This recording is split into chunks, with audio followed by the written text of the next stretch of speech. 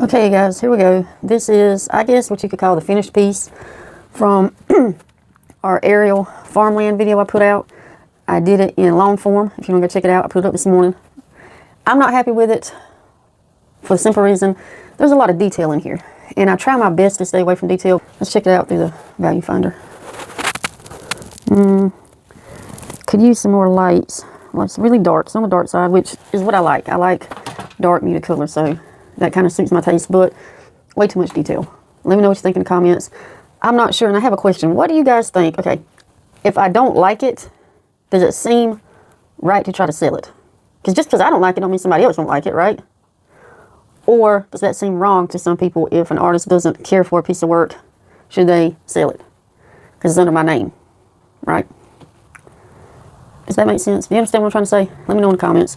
Anyway, here it is. Now, like I always say, don't leave your judgment of one of your pieces on a negative note, right? So what I will say that I do like about this is the texture that's in it. Lots of texture. I love the texture and all the line work. Other than that, I don't care for it. All right. I noodled around with these freaking trees in the front when I should have left them alone. And now look. I don't like the shade of green. I don't like the shape of the trees. Now I'm going to have to cover all that up and start over. I'm going to have to repaint the front part of this painting. Love the way this is so a lot of detail. There's some line work. This side, not so much. Actually, you know what? It looks like two different freaking paintings. If you cut them in half, two paintings going on. Like, okay. So I may have to just, okay, now I'm talking myself and redoing the whole thing. I'll be back. Okay, guys, we're going in to cover this up and try to fix it, okay?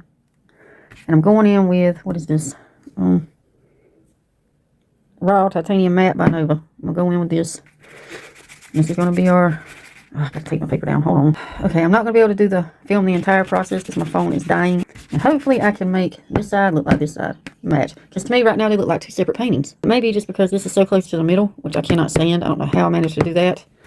I have mucked up this whole. Oh, God. I just gotta remember my own words. Not everything has to be a masterpiece. I have to keep that in my own head sometimes. I have to remind myself of that. I know I say it all the time to you guys, but I have to tell myself that. Okay, I'll pause. We got it covered. That's all I'm going to do for this. Cover this up. Some thick paint. And then we'll throw some line work in and see what we can do with this. Alright, so I'm not letting it dry all the way. And we're going to go ahead and make marks. I always start with mark making. And the key to the mark making, to get these really nice, deep lines that you'll be able to see once the paint dries, is you want to do it, there's a certain drying time that you want to jump in and make the marks. Let it dry for a good 5 or 10 minutes, depending on how thick the paint is now. If it's super thin paint, then a minute or two. But this is thick paint, so I'm standing here for 5 or 10 minutes, letting it dry so it's tacky. It's not wet, it's tacky. It's sticky like glue. And then I go in and I make these marks.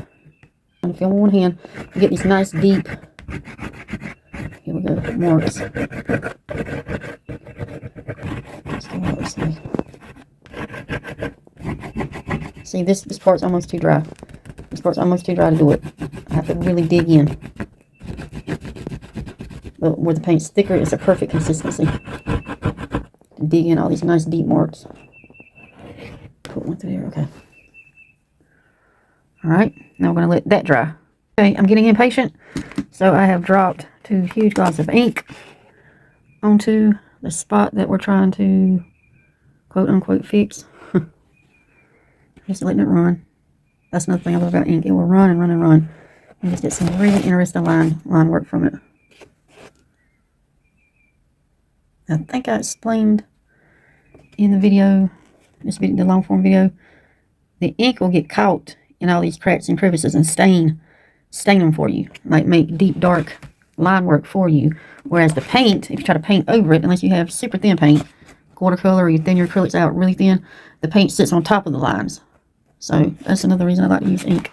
I can push it down into these cracks. Can you see what I'm doing?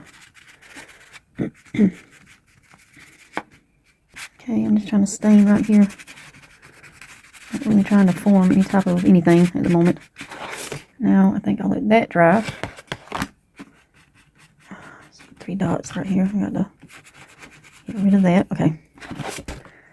Better. Now we're going to let this dry and see how we can incorporate. We'll probably go for our greens next. Okay, my phone's dying as in as I can. I'm back to the trees. Let's quickly which is good. I'm glad I'm timed right now. I'm on a short time. So that means I don't have time to stop and noodle around. That's what messes me up. Okay. I'm painting again through the camera lens.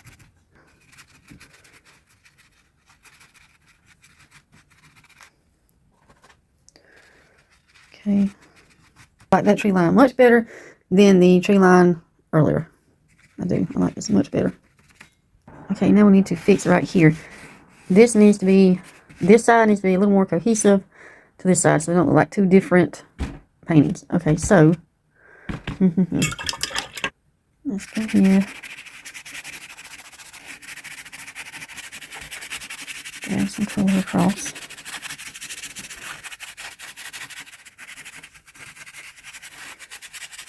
Okay. Step back, look at it without any glare. Okay.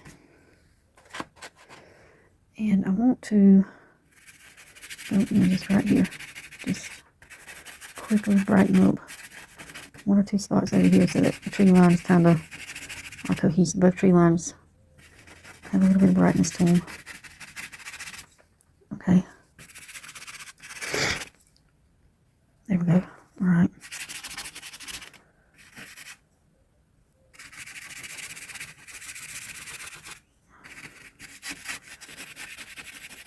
All right, now let's take our... I've been trying to find my brown oil pastel, my Montes, whatever they're called.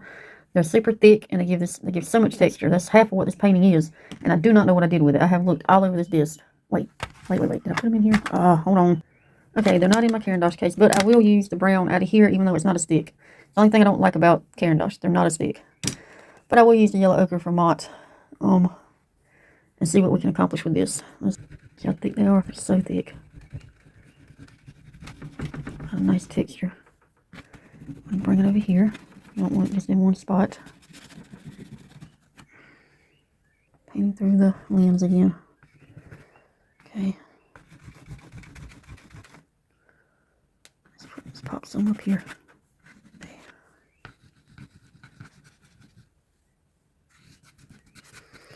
Alright, and we're going with the brown Caran d'Ache.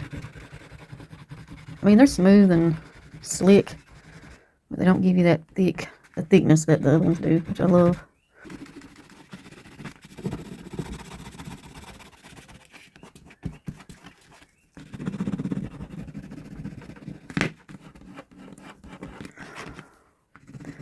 Trying to do this fast, but I don't want to get caught in the thinking mode.